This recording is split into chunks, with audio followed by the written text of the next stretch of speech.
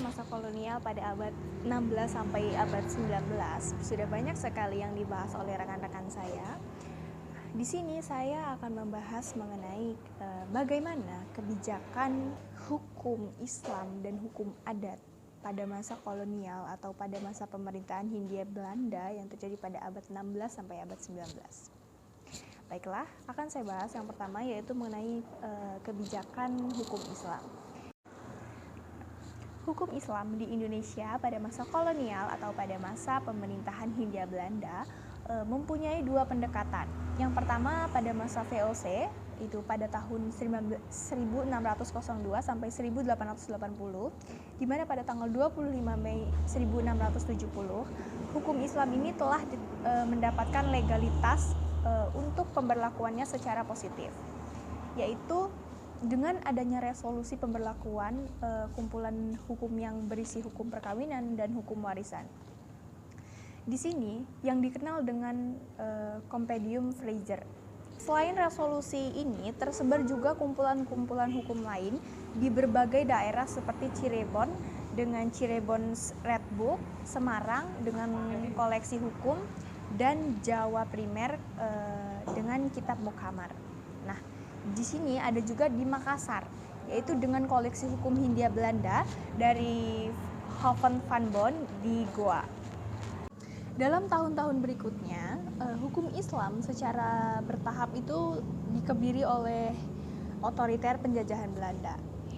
Hal ini terdapat dalam kebijakan Gubernur Jenderal Daendels 1808 sampai 1811, di mana ia mengeluarkan suatu ordonansi pada tahun 1808 untuk daerah pantai pesisir atau pantai utara Jawa.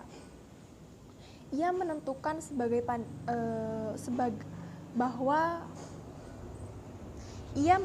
bahwa kepala masjid atau penghulu itu harus bertindak hanya sebagai penasihat dalam suatu pengadilan umum.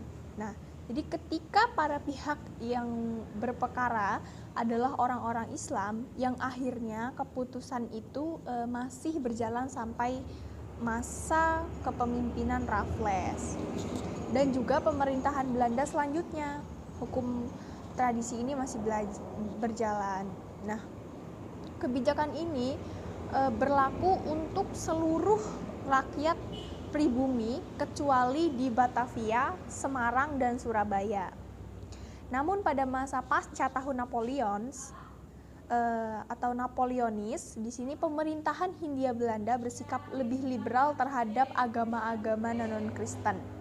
Mengapa demikian? Karena dari kecenderungan mereka ini tetap lebih memihak kepada Belanda, ini lebih memihak kepada hukum adat. Hal inilah yang membuat terrefleksinya sebuah sikap yang menghasilkan ketidakpastian Belanda dalam pemberlakuan hukum Islam. Selanjutnya yang kedua adalah mengenai hukum adat pada masa kolonial atau pada masa pemerintahan Hindia Belanda. Di sini, salah satu prinsip penjajahan yang dipegang oleh Belanda adalah memberikan toleransi, di mana masyarakat dan institusi pribumi berusaha menyatukan mereka demi agenda penjajahan. Kebijakan inilah yang mendasari dipertahankannya hukum adat oleh pemerintah Hindia Belanda, yang dimana hanya demi kepentingan mereka sendiri sebenarnya. Pada masa VOC sebenarnya telah dimulai kajian hukum adat. Nah, tetapi istilah dari hukum adat ini baru mulai digunakan setelah tahun 1990 oleh Hurgorje, yang digunakan untuk menunjuk bentuk-bentuk adat yang mempunyai konsekuensi atau konsekuensi hukum.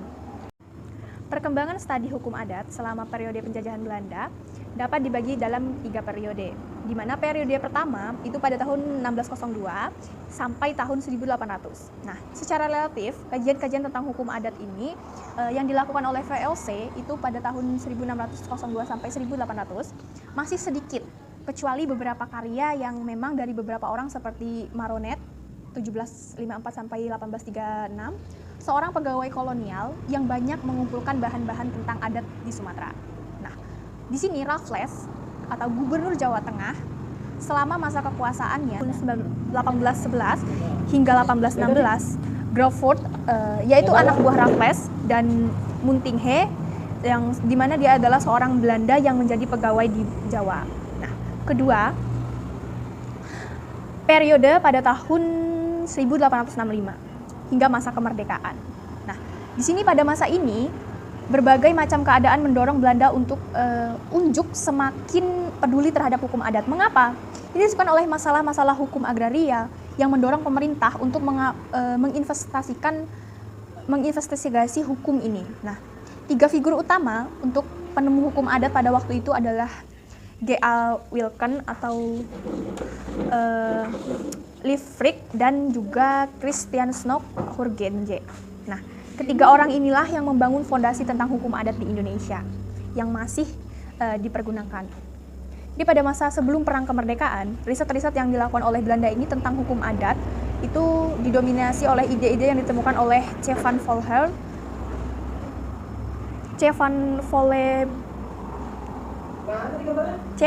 Vollenhoven, yaitu pada tahun 1874 sampai 1933. Nah, yang pada waktu itu dia ini menjadi profesor di Fakultas Hukum Universitas Leiden.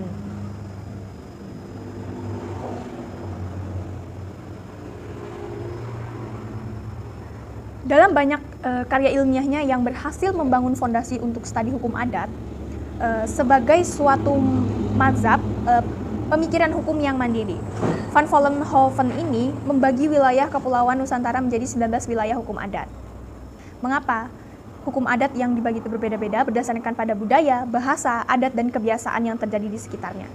Nah, ia mengajukan suatu hipotesis bahwa batas-batas linguistik dapat disamakan dengan batas-batas hukum. Dengan argumentasi inilah, ia membangun hukum adat sebagai kelompok suatu hukum ke dalam 19 area yang masing-masing ini terdiri dari wilayah-wilayah hukum yang berlarian dengan dialek hukum yang berbeda. Nah, namun sungguh ironis bahwa ketika hukum adat semakin difahami secara teoristis, karakter dari hukum ini semakin tidak jelas dan terabaikan. Mengapa? Dan manfaat dari kegiatan pengumpulan hukum adat ini dalam bentuk tulisan memang banyak, namun sekali dikodifikasikan hukum adat menjadi terhenti dan tradisi yang masih hidup.